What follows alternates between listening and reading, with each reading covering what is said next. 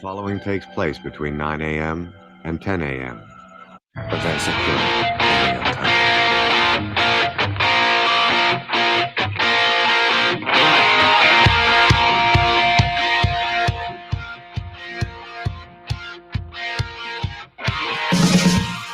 Good morning, everyone. Welcome to FPC Radio Live. That's right.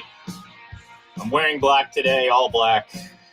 It's been a tough weekend for all my narratives, all my agendas that I've been pushing on the show for a while. But doesn't mean I'm not coming on the show today with a lot of confidence to defend all the things that I've been saying, and of course, give credit where credit's due.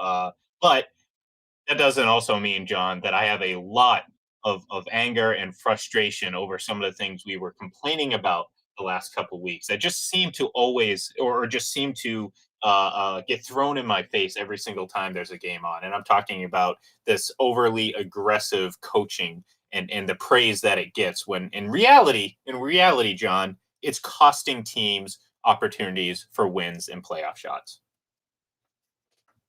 Yeah, I mean, I benefited from it yesterday. I'm talking like I'm on the Green Bay Packers staff, but actually I would probably do a better job coaching special teams than the current special teams coach of the Packers. So maybe I should apply for that job at the end of the season. But yeah, I mean, the Packers benefited because John Harbaugh, again, decided to go for two. This is 3 straight weeks he's done this now. So they've lost 3 straight games, Baltimore, by 1, 2, and 1 point. So they're 8-6, and that AFC North is totally up for grabs. I mean, if Cleveland wins tonight, you have a 3-way tie at 8-6, and the Steelers at 7-6-1.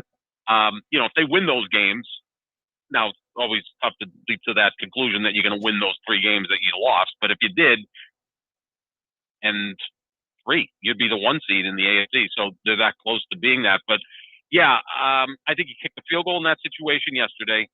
Tie the game up. Yes, you give Aaron Rodgers the ball back with 40 seconds left, but all the momentum was on Baltimore's side. They had scored 2 straight touchdowns, and it did not look to me like Green Bay was able to stop them, especially in the fourth quarter.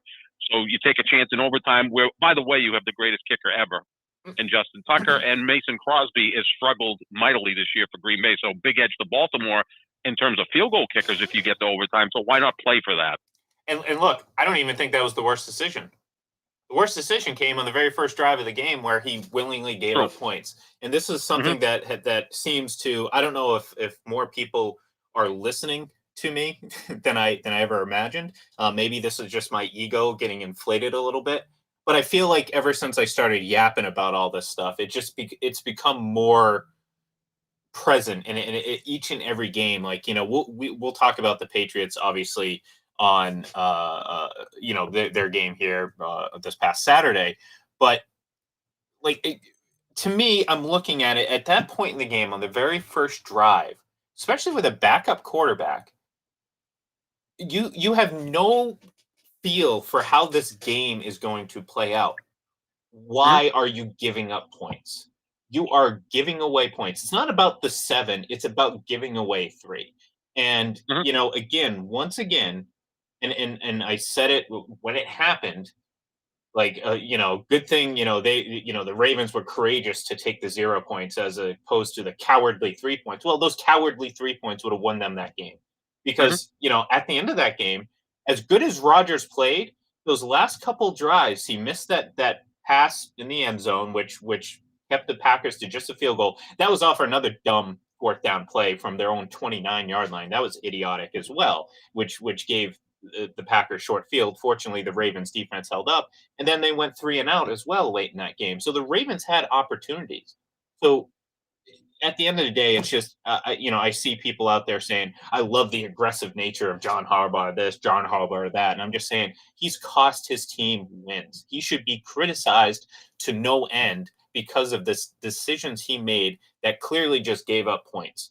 And again, I'm not going to harp on this one, but you can talk about the play from his own 29-yard line that failed, which essentially, set the Packers up in field goal range already. So it's getting to the point now where, coaches will be absolved of mistakes, just like, Brandon Staley was getting credit for being aggressive when he would, in my opinion, just being idiotic. And this kind of goes into this whole analytics thing where it's like, I don't disregard analytics. There's value in analytics. I think more post as opposed to predictive. But the problem is the folks that tout analytics are never wrong, according to them. Right. And that's the issue. Like, you can sit here and just blindly ignore the issues that coaches are having and some of the dumb decisions that they're making and just say, well, analytics say this, so this was the right decision. No, it wasn't. Like just because the quote unquote analytics say this is the right decision doesn't mean it's the right decision. And I think that's the impasse there. So, when I sit there and I get on Twitter after that Ravens game and I see people saying, oh, you know what? And a lot of analytics folks doing this, John Harbaugh should be considered for coach of the year. I fall out of my seat because I think it's hilarious. Because it's stupid, and it kind of proves my point that people are just so blind to these spreadsheets that they're not taking into account, and coaches are becoming part of it, the problem too, because they're starting to buy into it. Okay, well, I'm just going to trust this. Well, that's ignoring the feel for the game, and even after that mistake early on in the game, they had the opportunity to tie, and to your point, decided once again, well, this hasn't worked in the past. I might as well do it again. No, that's stupid. You take the points, you try your luck in overtime, because maybe at least in overtime, if you do get down into the red zone, you'll have more than one opportunity from what was it, 6 yards out? I don't even remember what it was. So it's just, again, I'm not a Ravens fan. I couldn't care less. I'm glad they lost. I mean, I would have liked, as a Brady fan, I would have liked them to have beaten the Packers, and it would have given me a little bit more ammunition for our conversation later. But the reality of it is, I don't care who wins or loses that game. So I'm just talking about more or less the the ridiculous praisal that coaches get for just being aggressive, when I think it's just reckless. And on the flip side, what Belichick did, going for 3 in that situation, I think, again, in that current situation, I think he could have gone either way because of the time. I think, if anything, the time, not some graph sheet or spreadsheet, the time was going to force your hand whether or not you went for it. They decided to kick the field goal, which I was perfectly fine with, because, at the end of the day, they were one stop away from having the Colts at 3rd and long coming out of the 2-minute warning, which would have meant if they make the stop, they get the ball back with a chance to kick the field goal and tie the game. So I was okay with that decision. But the same people that are praising Brandon Staley and John Harbaugh are sitting there saying, I saw someone tweet out like, oh, Belichick's been a net negative on 4th down for the last decade. Other coaches have obviously figured out how to use it. I'm like, oh yeah. So the last decade, he's really suffered, because of his Super Bowls, right? Yeah, winning 3 Super Bowls and going to 4 of them. Yeah, it's been a bad coaching decision. I think with analytics, and I am more as to appreciate the greatness of individual players, like on-base percentage became big, slugging percentage became big, OPS became big, WAR, and I love analyzing that after the games. And analytics huge in baseball, and for the big part, I think they work in terms of wins and losses. They make the game almost unwatchable, though, right? Because everything is a strikeout, a walk, or a home run. So it's used in baseball. It's also used in basketball. That's why we see 70 3-point attempts per game now, as compared to 15 3-point attempts per game just 15 years ago. And I think that's made the game more difficult to watch. But those are two sports where there's, first of all, way more games in a season, right? 162 in baseball, 82 in basketball. So if you screw up a game, well, you've got tomorrow to make up for it. Whereas in football, there's only 17 of them. And also the analytics come into play with so few plays in football that they're even that much more magnified, right? In baseball, there's 40 plate appearances per team per game. In basketball, there's 100 possessions per team per game. In football, the choice to go for 2 or not go for 2 only happens 4 or 5 times in a game, right? So that's why it becomes that much more heightened. Yeah, if he kicks a field goal in the first quarter, I don't know if the rest of the game unfolds the way it unfolded, but, you would have maybe been up 10-0 instead of only 7-0, and then Rodgers starts cooking, and then he starts matching your touchdowns, and eventually goes ahead. So yeah, it's more difficult to play down 10 than down 7 at any point in the game. And look, obviously, someone opposing my point of view might say, oh, well, kind of to your point, you don't know how the rest of the game is going to play out. that particular situation is about the most cut and dry situation where it's like this isn't a well if this penalty was called and then there's all of a sudden a bunch of different variables that happen off that. I put a lot of I focus on this because this is just simply based on obviously the over 99% success rate of kicking a field goal, certainly with Justin Tucker. You know what I mean? And That's a near certainty where you just willingly gave away 3 points. And to me, it doesn't change much of what happens after the fact, aside from the, maybe the shift in field position. But even then, I don't think that's significant enough to not uh, point out how important of a decision that was. And it came in the first drive. And in the entire game, that was just hanging in the balance. Like it was always there. It was always right there on the surface, knowing that you gave away 3 points, and I just cannot compute with that because look, at the end of the day, and I agree with you, John. I think analytics and data are more valuable after the fact because I think you can add context to what you've already seen as opposed to the opposite. I don't think you can sit there and read the data and then add your own context because there is none. And same with analytics trying to be predictive. Yeah, you can collect all this data all you want. And my contention when I kind of bite back to some of these people that kind of speak as which that this data is just infallible and you can't question it. My question is how do you account for what's happening right now? And you can't. It's impossible. Like I don't care when it comes down to situations like going back to that Patriots game where Belichick decided to kick the field goal. Fourth and goal from the 7. That is a very low percentage play for a Patriots team that is near in the bottom third in red zone. That's one of their big flaws this season is they are a bad red zone team. So not only is 4th and 7 or 4th and goal from the 7 a difficult play to begin with, add in the fact that the Patriots just aren't that good in that situation on top of that. So that's a very low percentage play for the Patriots. It may not be that case for another team. It may not be that case for a better red zone offense team with bigger weapons. Also, adding the fact Nelson Aguilar had been knocked out in that game, and he had made some pretty big catches and almost near catches in that game.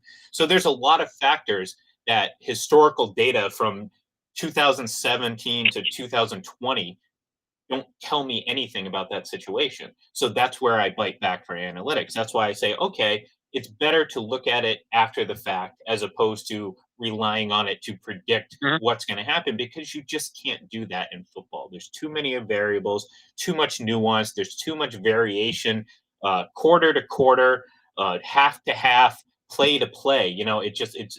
It's ridiculous, and I'm surprised so many people just blindly support it like it's baseball, and even baseball has its flaws.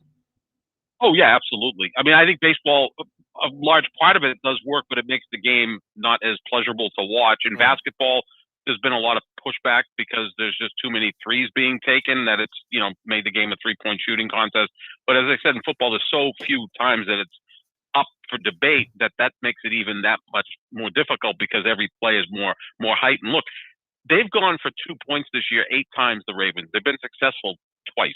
So they can have all the analytics they want and talk about, well, in the league, if you go for 2, you're successful 53% of the time.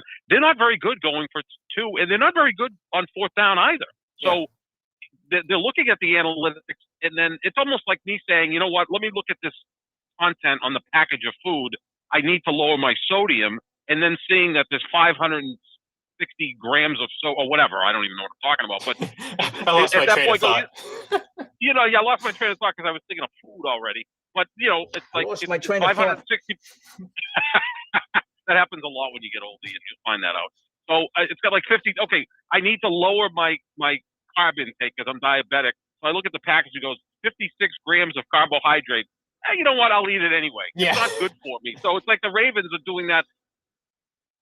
Not very good at it. Yeah, So, yeah. And that's the thing too. It's like it's just reckless at a certain point. Like if and that's the thing. If they got if there was fair criticism towards it, I'd be probably less on top of it. But it's like it's just the arrogance of thinking that these numbers prove everything when again, as much context as you think they really give none. because Mhm. to your point, like it doesn't matter what happened in the past. It really doesn't. Like you can draw some sort of conclusions. Maybe you can give you some context for historical purpose. But the reality of it is, it doesn't matter. Remember 2010, John, Patriots Jets, like week Mhm. 13. The Patriots steamrolled the Jets. It was 45-3. I mean, this looked like an absolute Mhm. just a cakewalk for a team that looked poised to just run to a Super Bowl. 4 weeks later, they're walking off the field, heads hung low. Early, I haven't had my coffee yet. The Jets beat them.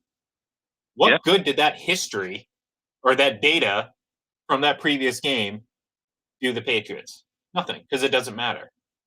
And Mhm. and to a bigger point, what does the data or what does the percentages from games in the past involving teams not named the Patriots, certainly teams not named the 2021 Patriots or whatever team the 2021 Ravens have to do with what's happening right now? And that's where the issue comes in. That's where the data is flawed. So you can't just treat it as gospel. You can use it as, again, supportive. I kind of liken it to like maybe some steak sauce on a very nice steak. Like, it's nice, but you Mhm. wouldn't eat it alone. Like, you're not going to sit there and take shots of steak sauce. I mean, look, I'm not saying everyone's not. I mean, I'm sure there's people out there that love like A1 and might be doing that, but I'm saying the general public, the high percentage of people aren't going to do that. Just like Mhm. you're not going to simply look at a graph sheet or a spreadsheet. I've said that twice already. Like I said, I haven't had my coffee yet. You do sound old. A graph sheet. Graph sheet. I don't even think I've honestly ever heard that before. I'm just again, my Fax mind machine. is mushed right Send now. me But that paperwork on a fax. yeah, Actually, facts. actually, doctors still use fax machines, which is kind of a little troubling, right? You would think that they would be the most advanced people, Yeah. but sometimes you have to fax things to your doctor, which is like, really, you haven't graduated yet from that? Yeah, hey, sometimes it's a little old fashioned. It's okay with me. But Yep. again, it's just I think reckless coaching has just gotten so much of a pass lately, and it's driving me nuts because I think it's when people are sitting there trying to tell me that uh, uh, Harbaugh deserves Coach of the Year consideration. I feel like we're lost. And really, this all stems back to a few weeks ago, if you remember, that comment about made by one of the analytics folks out there about Bill Belichick's Coach of the Year candidacy, but he was wrestling. Remember, he was wrestling with it. This was the best part. He Mhm. was wrestling with it because of his conservative nature on fourth down. And that's when I think I blew a gasket. I think that's when it popped in my head. I can't stand it anymore, and I got to fight back. Um, Mhm. so yeah, I think, look, bottom line, Brandon Staley, John Harbaugh, they both cost their teams, in the Chargers case, a division lead, and in both cases, playoff positioning, with simply making dumb decisions. So, and Durant. Don't we need to see Chargers Ravens in the playoffs? God, Just no, so we see no. Brandon Oh my Staley God, against I John don't Harbaugh? know. I don't. You- No, no, You no. would- I would lose. I would absolutely lose it. I think I would break my phone amount of from nitro- typing you- so hard. Look, you would have to take a couple of hits of nitroglycerin Oh my before that God. game, so your heart or your head Just sedate didn't me at that explode. point, please. Oh my God, put me under. Just Give don't me watch some. the game. And I just wouldn't. don't even watch it at that point. Wouldn't. I really wouldn't, because like it drives me nuts. And that's the thing. Like, I don't care about these teams. You know what I mean? I'm not a fan of the Chargers. I'm not a fan of the Ravens. But it's just it infuriates me that bad coaching gets praised. When people are sitting here nitpicking what Bill Belichick does, and I'm sitting here thinking, you have the audacity to sit here and question the decision making of an 8-time Super Bowl champion. And yes, I'm giving him credit for the Six. two that. Six. Okay, a 6-time Super Bowl champion. Because I don't come on and yeah. say Judge Seifert has 5 Super Yeah, Bowl but rings. does George Seifert have a defensive game plan in the Hall of Fame? God! Oh my! Don't get me started with that. I'm just saying. I'm just saying. No, I know. I don't I'm know just where saying. that. I've got to. You know what? I'm going to make a pilgrimage Hell, to Canton, Ohio, to see what the hell this thing is. Belichick should get credit for being the last a coach to win a playoff game with the Browns. I mean, it's been what, 30 years almost? Like, come on. That's true. That's true. Well, they became the Ravens. See, that's the other thing I get a little pushback on. The Browns came about in 1999. They became the Ravens. Okay. They won a couple of Super Bowls. So, Newsome was on. Yeah. Wasn't Ozzie Newsome on Belichick's staff and then became the general manager? And the moves that they made eventually landed them Ray Lewis. So if you want to give Belichick a little side credit for that, I'm okay with that too. No. Bottom line, drafted in 1996. Belichick was gone by then. Let's not give him too much credit. I'm giving him all the credit, John. I'm giving him all the credit. I'm off the rails. All because of Belichick. Yeah, I mean, that Super Bowl, and you were a young man, but I know you know the history of football. That was more about the Giants' offense that day. No, I know. I always push back on that, but no, he's a great. Paul Brown and Vince Lombardi. That's the discussion of who's the greatest coach in the sport. And that's the point. Now you have folks out there telling them that basically a computer could make better decisions. Right. And right. it's like, so okay, save the money, right? Yeah, save the money a year and don't have a why have a coach? Exactly. Save the money, get a computer, get rid of your kicker, because obviously that's not necessary anymore. Because that's the thing that's hypocritical. It's like, okay, if you're praising this aggressiveness and say, oh, this should happen, or teams should always go for the 4 down. Well, why aren't you just going for 2 every time? Isn't it about maximizing your points? Isn't that your point? Just go for 2. But the point is, it's reckless, because you have to also think about it. Like, that area of the field, although you're close to the field, is a very difficult area to play, especially when you have one shot to do it.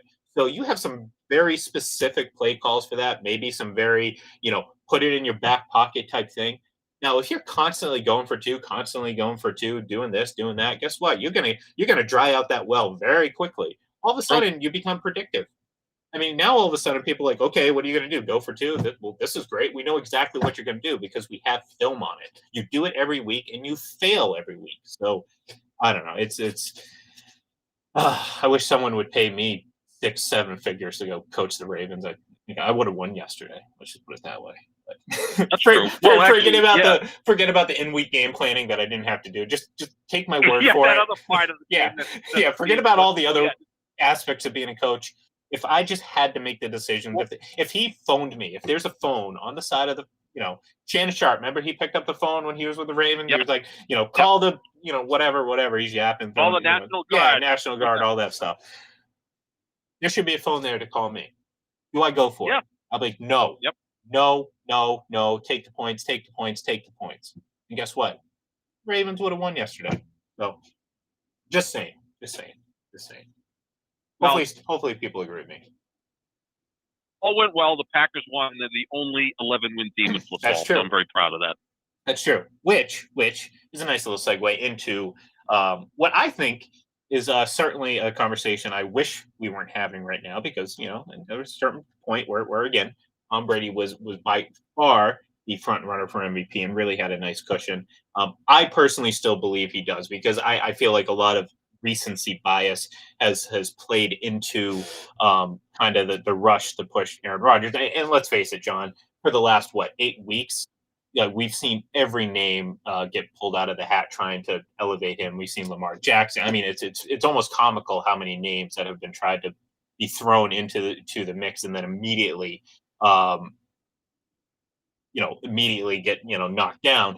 Brady has outlasted them all, and I still think he has a slight edge. Although I will admit that it's certainly a lot tighter now, and not just between he and Aaron Rodgers. And again, I was kind of opened up a little bit to the idea of Matt Stafford, and I was like, Matt Stafford. Let me think. Well, looking at it, number 1 in QBR. Take how much you value that is what it is. If he has a fairly modest game, 300 yards, 3 touchdowns tonight, he's essentially on the same pace as Brady is in terms of offensive production. His turnover-worthy plays, and that's something I'm going to key in on, because I know a lot of the pro Rodgers folks will focus on interceptions, and I think that's a little bit flawed given, again, some of the nature of Brady's interceptions. His turnover-worthy plays are obviously higher than Brady and Rodgers, but not by a wide margin. And again, he's right in the mix when it comes to passer rating and all these other statistics. And of course, the Rams are a winning team. So if we're going to mention Rodgers and Brady, I mean, it's certainly is appropriate to bring Matt Stafford into the mix. So again, that's assuming a pretty modest game. I think he's still in the discussion right now, even if he has a pretty good game. But obviously having 3 touchdowns over 300 yards and maybe not a turnover would certainly really put him in the mix. I think for the last 3 weeks, but it's definitely a tight race. I'll say between the three of them.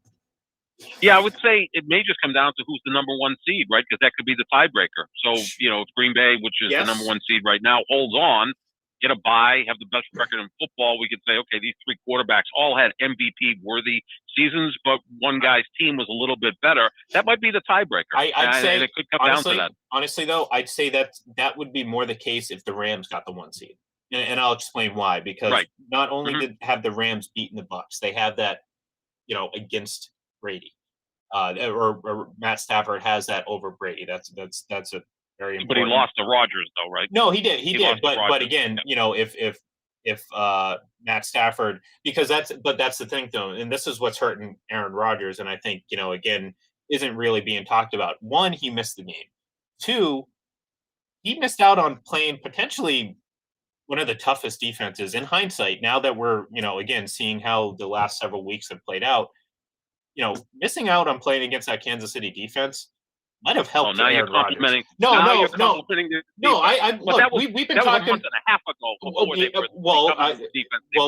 Not really. I mean, that was about around the time that they did become that defense. We just didn't realize it yet. And look, I've been complimenting the Kansas City Chiefs defense. Trust me, it helps my agenda. But the reality of it is.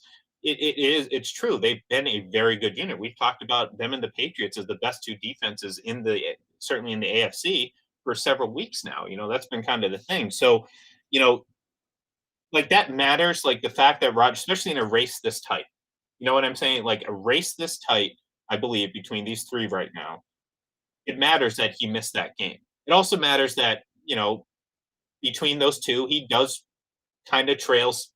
Not significantly, but in terms of, again, how tight this race is, a pretty wide margin in statistical out. Right? Yeah. Which again, is important in these things. So that's why I think for the Rams, I think that is more the case if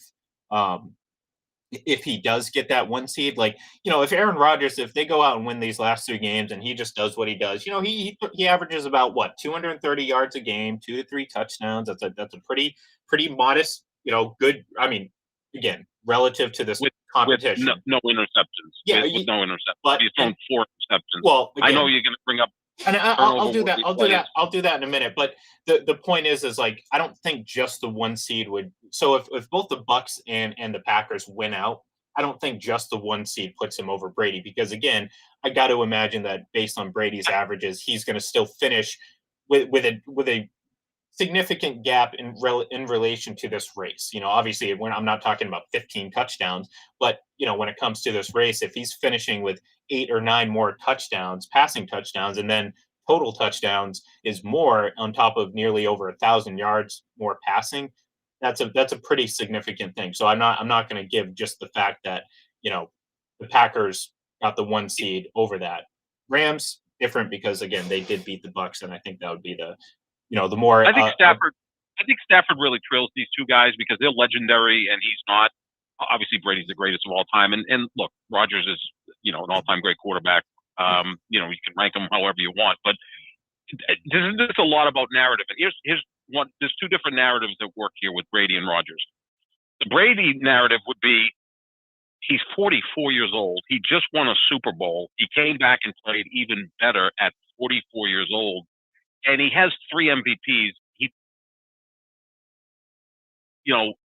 If Rodgers wins the MVP, he will actually have more MVPs than Brady. And if we all agree that Brady's the greatest quarterback, why doesn't Brady have more MVPs? So that could be the narrative for Tom Brady. Like, it's a lifetime achievement award, and he has been the best quarterback in football, right in that discussion this year. The narrative for Rodgers would be, and again, a lot of it is self-inflicting, right? He missed the game because, he wasn't vaccinated, and all of the drama in the off season was, manufactured by him. So, that could be a narrative too, though. But this guy that we don't even know if he was really into it this year and had a horrible first game against New Orleans, rebounded and was able to come through on that. And the Stafford narrative would be, hey, he went to a new team and was lights out in his very first year. So yeah, those three guys are up there. I push back when people bring up Jonathan Taylor, Oh only yeah, yeah. because they're 8-6. Like I mean, if you're talking Rodgers goes 14-3 and Indianapolis goes 10-7, I mean, come on. Yeah, I mean you Well, can't. Or Brady goes and 13-4. There's a big difference between those records. Fair or not, like Jonathan Taylor, he could finish with 2,000 yards and 20 touchdowns, and that would still pale in comparison to the production of the quarterbacks. And people are like, Right. oh, of course, it's a quarterback. Well, exactly. That's the point. The quarterback is by far the most important position in this sport. The entire team is built around having a good quarterback. So naturally, they're going to be favored in the MVP race. And you may think it's unfair, but that's the reality, and it makes sense.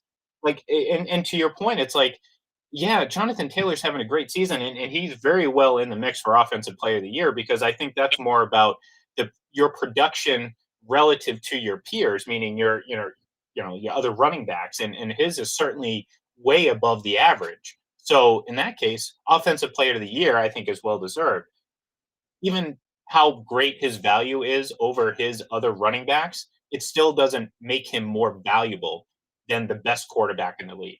And that's the problem people can't fathom, because they're like, well, just make it the most valuable quarterback award. Well, no, that's redundant, because the most valuable quarterback is by definition the most valuable player in the league. So does it mean that it's always going to go to a quarterback? Absolutely, because for the most part, they are the most valuable. Now, there's an instance where, maybe there's a down year quarterback play and there's a season like Adrian Peterson had and it earns him an MVP.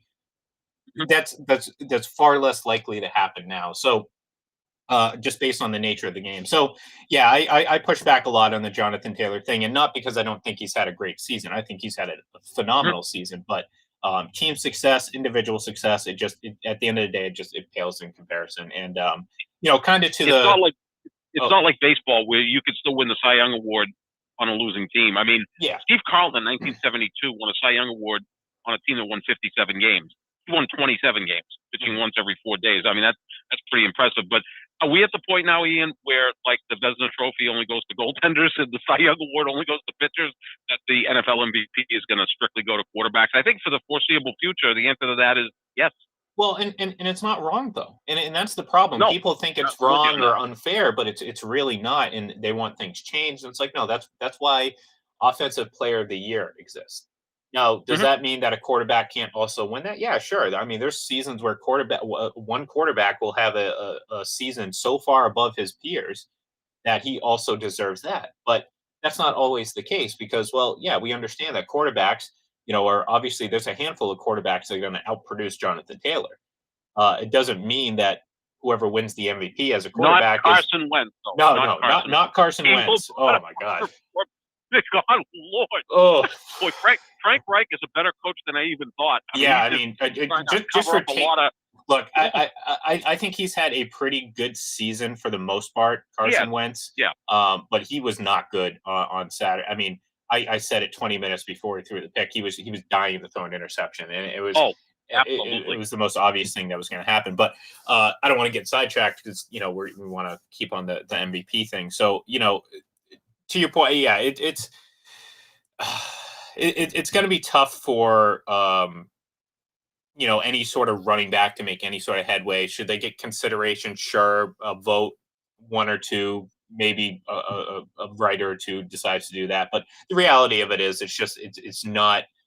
It doesn't make sense in the state of what this league is. It's a passing league. It's a quarterbacks league, and it's been like that for a very long time. That's why, again, we talked about this a couple days ago. That's why Lawrence Taylor's the last defensive player to win the MVP when I was, barely able to speak, which might make a lot of people happy now. But you were speaking at what, like 9 months old or whatever. Yeah, maybe. Were already. You said there's going to be this quarterback that comes to the Patriots in 15 years, and he's going to be the greatest quarterback ever, and he's only a 9-year-old in Northern California. Well, see, unfortunately, I thought that was Elvis Gerback. Unfortunately, I was wrong, and it turned out to be Tom Brady. But no, No, so anyways, getting back to the MVP race, it's a very, very tight race between the three of them. There's things that certainly favor all three of them, and there's a case that can be made really for all three.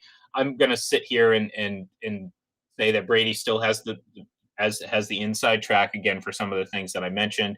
To his credit, and again, you mentioned it already, the interceptions, and both he and Aaron Rodgers just don't put the ball in harm's way.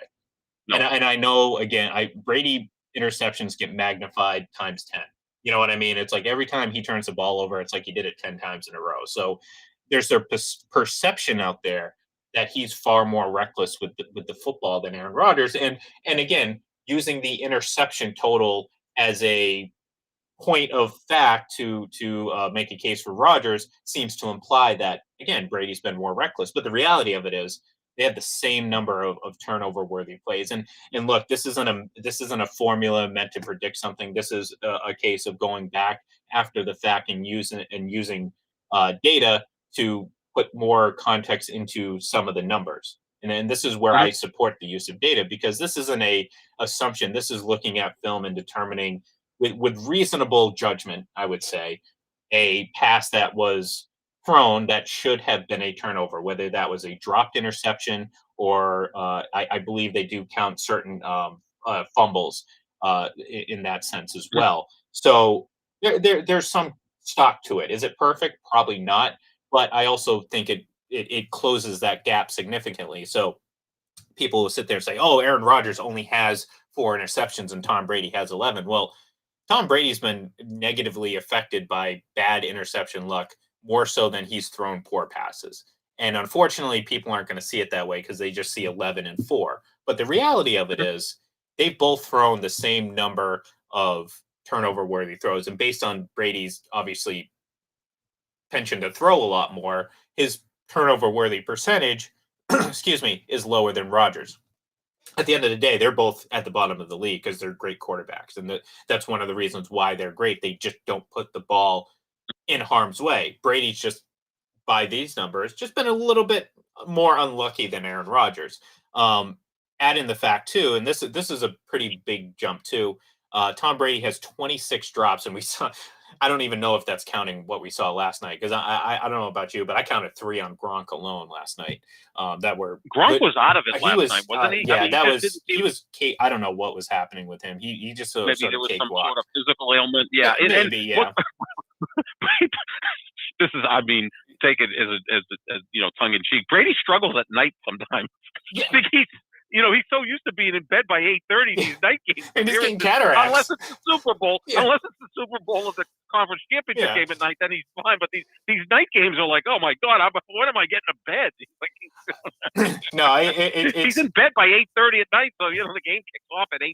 He's probably like, Jesus, can we play? He loves the 1 o'clock games. He's right in his wheel. He gets home in time just to chill. Yeah, exactly. I don't blame him. I like the 1 o'clock games too. It's cool. Like last night, I was like, man, I got to stay up to I watched Dexter right before. It was great. But anyways, I just want to make sure that my point is heard. That there's more context to it, and I think something I tweeted out. I haven't checked the poll, but I think it kind of backfired on me a little bit because I did get a lot of Brady fans voting on it. But I asked and I put out the stat line, asking if Brady was eliminated from the MVP race. And I did get some people saying, oh, yeah, it pretty much does. Yeah, that's crazy. Well, what I did was, John, this is where I got sneaky. I actually put Aaron Rodgers' stat line against the Saints up there. Yep. Which was worse, by the way. Which was worse. Oh yeah, he was worse in that game than Brady was. I know they did score 3 points compared to 0. And look, Dennis Allen deserves another crack at it as a head coach, doesn't he? Oh, that was. I mean, that was a great game plan. And he also, I think you and I are probably the only 2 people who remember this, but back in 2014, he was the head coach of the Raiders, and he came into Foxborough, and the Patriots beat him 16-9. So he seems to not be overly intimidated by Brady, which is half of the battle, isn't it? Like some of these coaches, exactly. Like Sean McVay just gushing over Bill Belichick right from there. Don't get me started with Sean McVay. We don't have enough time for that. like if it is Buccaneers Patriots Super Bowl, I don't think Bruce Arians is going to be gushing over I Bill don't think. Belichick. In fact, he'll probably try to annoy him at some point. Yeah, I don't do something. I guess I don't know. I'm not even convinced. What that's for another day. We're running out of time. I don't even want. Again, there's a Okay. couple things that you almost just triggered me on to use a young person's term. Triggered me Yes. on there. Triggered me. It's like that was my Niagara Falls moment right there. It's like slowly I turn, but no. So anyways, I think it's making for a very fascinating last couple of weeks, certainly when it comes to this MVP race. And look, what's great about it is there's a lot of NFC playoff implications involved with this race as well. Yep. So anyways, the point is, my final point, anti Aaron Rodgers, because I got to do my thing, man. Got to do my thing. Recency bias is obviously giving him a bit of an elevation, but the reality of it is, he struggled against the Saints as well. And in the Bucs' first matchup, yes, they did lose to the Saints. Tom Brady threw 4 touchdowns and 400 yards in that game against that team. So, like if you're gonna, sit there and knock Tom Brady for last night, you also have to take into account. I don't care if it was the first week of the season; it still matters. You have to take into account Aaron Rodgers' performance then. So, what looked like possibly a devastating fall off the top of the mantle for Tom Brady last night, in reality was just a bit more tightening of the gap. I still think he's number one. The problem is now he has 2 players, I think, that are very much in the mix right now, and could make for, like I said, a very interesting race down the stretch. No, it's going to be a fun final 3 weeks because everything's up for grabs, right? Seeding the NFC, which is so important. Same in the AFC. Big game Sunday with the Patriots and Bills. The NFC North. Like, do any of those teams even deserve to be in the playoffs? One of them will, or maybe multiple ones, because there's really, a wild card race that's truly wild. So, yeah, it's going to be a fun final 3 weeks, and we get to watch football all the time because of COVID. We got 2 games tonight and 2 games tomorrow. Break on Wednesday, and then another game on Thursday. Oh, I love it. It's great. It's great. And you know what Thursday is? Festivus. That's right. It's almost Festivus, Yes. folks. I can't wait to celebrate. And by then I should have my Spider-Man mask as well. So, folks, thank you very much for tuning in and listening to me rant and rave and talk like a lunatic. I really appreciate it. We will be back tomorrow, obviously, to kind of break down what we saw last night and maybe talk a little bit more about what we are going to expect moving forward. So give us a follow on Twitter at FBC Radio Live. We really appreciate it. Have a great day, and we'll talk to you tomorrow.